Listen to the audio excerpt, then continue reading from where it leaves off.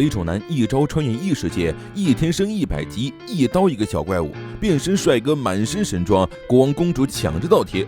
游叶所在的森林被异世界人称作大魔境，是所有境界中最危险的存在。他轻而易举打倒的魔物们，是只要成群出现就足以毁灭大型城镇的可怕魔兽。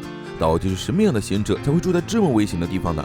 游叶出门打怪升级，本以为往深处走就能遇到强大的魔物，结果打了半天，发现也不过如此。他正准备离开，突然听到一声小狗的惨叫。游叶隐身前去查看，发现600级的半兽人王正在虐杀一只可怜的小黑狗。一看半兽人现在的攻击力居然达到了可怕的15000，游叶心里犯怵，这绝不是现在的他可以达到的魔物。但是听着小狗的惨叫，他又做不到见死不救。游叶掏出长枪扔向半兽人王，想着就算造不成伤害，也要把注意力转移到他身上。结果等他持剑冲上去，才发现半兽人王早就被长枪整个贯穿，死得透透的了。游叶都傻眼了啊！就这最强大的魔兽，想起来当初等级1的他就能达到200级的红魔兽，看着这武器是真的不简单。小狗被救下之后，警惕性依旧很强，可惜没撑多久重伤昏迷。游叶拿出药水救下小狗，成功拉高好感，又拐到萌宠一只，驯服之后才发现这居然是一只等级500的分离鳄，数值甚至比他还强。游叶给小狗起名奈特，一人一狗正式成为了伙伴。这次半兽人王掉的物品里居然出现了日用品，一把试完之后就长头发的稀有毛梳，不愧是异世界龙傲天，运气点满，可不是闹着玩的。请把梳子寄给我，谢谢。你这种没有掉毛烦恼的大帅哥根本就不需要啊！游叶确实不需要，于是梳子就成了奈特的毛刷。打完怪之后，游叶打开列表，发现自己的等级并没有提升，他实在有些搞不懂这个升级的机制。第二天把奈特留在家里，游叶去上学，顺便向朋友打听一下哪里有宠物店。小峰对着游叶养狗之后非常感兴趣，一个劲儿凑过来问，搞得纯情男高在线害羞。意识到自己说的太真的小峰也小脸通红。游叶说他没有手机，所以没法给他们看照片，并没有人会主动联系他之前，所以手机是没必要的。不过之后他会考虑看看。宠物店和宠物医院，学校附近的商店街就有，不过阿亮和圣吴都有事不能陪他去。小峰红着脸表示他可以勉为其难的陪游叶去一趟，成功捞着一次约会机会。美少女暗中庆幸，可惜不是正宫，约会场景一点没放出来。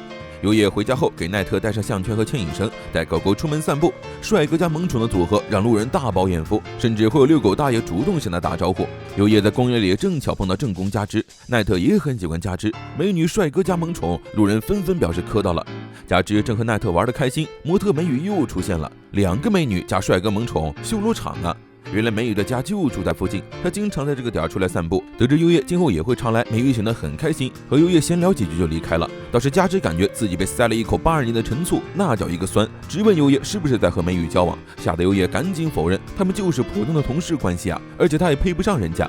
公园里突然出现了抢劫犯，游叶立刻放开绳子让奈特去追人，他在拽着加之去扶被抢的老太太，老太太还惦记着自己的皮包呢。对见奈特小小的一只，直接把人高马大的劫犯给拖过来了，不愧是主角养的狗，恐怖如斯。一听游叶让加之报警，抢劫犯突然要抱起伤害加之，被游叶轻轻松松背手摁在了原地。看了一场好戏的路人拍手称赞，短短几分钟，恋爱萌宠 NTR 战斗要素齐全，精彩，实在精彩。见义勇为后，游叶继续带着奈特到异世界打怪升级，一人一狗配合默契，奈特全盛时期单杀半兽人王不在话下。很快他们在林中发现了一只630级的水晶鹿，各种等级都高的离谱。而游叶惊讶的是，他明明用了同化技能，对方居然还能感知到他的存在。偷袭失败，游叶只能硬着头皮正面硬刚。水晶鹿头上的双脚可以分别释放2种魔法，非常难缠。奈特先想办法找出了水晶鹿的破绽，再由游叶一刀毙命。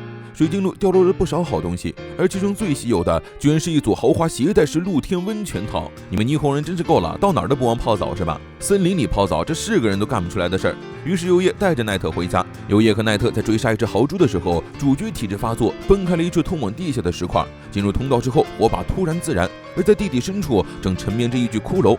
骷髅身侧赫然放着一本贤者之书，经秘境必得传承是吧？起点难平，领先业界20年。贤者就是那个家的原本持有人，贤者无所不能，在活着的时候就踏入了神之领域，但是他拒绝了众神邀请他成为神的邀约。游叶的力量非常强大，总有一天会和自己一样，让身边的人都惧怕他。进入神之领域的他非常孤独，所以不希望游叶走他的后路，最后只能以这种方法死去。游叶问贤者之书怎样才能让周围的人不害怕他，贤者表示，他应该建立起能互相信赖的人际关系，要有一个在你全盘托出一切后还愿意待在你身边的人。贤者让优叶在书上写下一件他想要知道的事。优叶对魔法很感兴趣，于是贤者之书上就出现了贤者迄今为止的魔法理论。但是优叶作为异世界人，缺少魔力回路，本身无法使用魔法。这个世界的人天生会以心脏产生魔力，并透过血管的全身循环。不过不用担心，贤者将自己被称为稀世珍宝的魔力回路给了优叶。真正的主角怎么能不成为一名优秀的近战法师呢？树叶开始飞速翻动，一股庞大的金色力量穿透优叶的身体。贤者只能希望优叶成为能配得上这股力量的人，昂首挺胸，拥有幸福的人生。获得传承的优叶终于可以使用魔法了。所谓的魔法就是用魔力将想象具现化。优叶拥有逆天的魔术回路，修行起魔法来可谓是轻车熟路，就连奈特都跟他一起学会了魔法。机师长欧文从大魔镜回来之后拜见国王，表示他们已经和优叶有了接触。虽然对方能力强、长得帅，还是个异国人士，但欧文还是希望国王能好好劝劝公主，哪有女孩子家一见面就要和人家结婚的。结果国王听到这话当场暴走，直接抽剑开始无差别的破坏。是哪个混账诱骗了他可爱的宝贝女儿？看他不当场把那个男人大卸8块！欧文心很累，皇族也太难伺候了点吧。王星学院下周要进行校外教学，在森林里露营3天2夜，每4个人为一个小组。优叶的队友是小峰、阿金和小岭。小岭是个不输于小峰的美少女，见优叶说自己没有露营背包，于是小伙伴们热热闹闹的一起出门采购去了。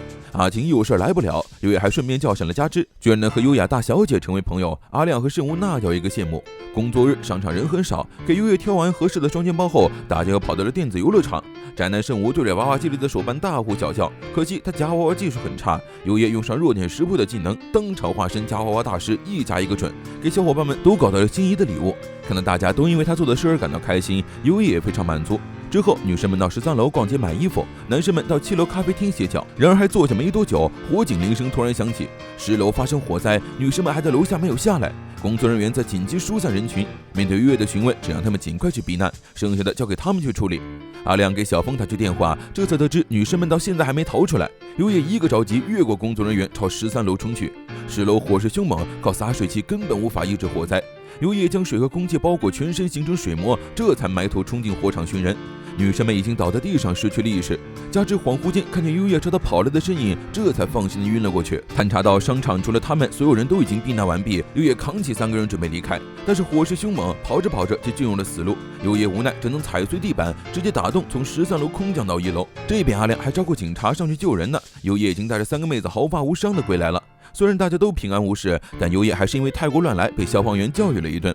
佳芝的父亲赶来，把优叶当起了救命恩人，隐瞒救人过程他也费了不少心力，他甚至还顺手捡回佳芝丢失的小灰，正宫好感度直接爆表。回家之后，奈特欢快地冲出来迎接他。优叶意识到自己再也不是孤身一人了，而与此同时的异世界内，浑身邪气的少女正在和一只能口吐人言的兔子对话。少女邀请拥有圣风之号的兔子和她一起毁灭世界，并表示自己还会再来的。为了阻止拥有公圣力量的少女毁灭世界，兔子决定要将自己踢圣的绝招传授下去。想都不用想，那个人必定是男卓。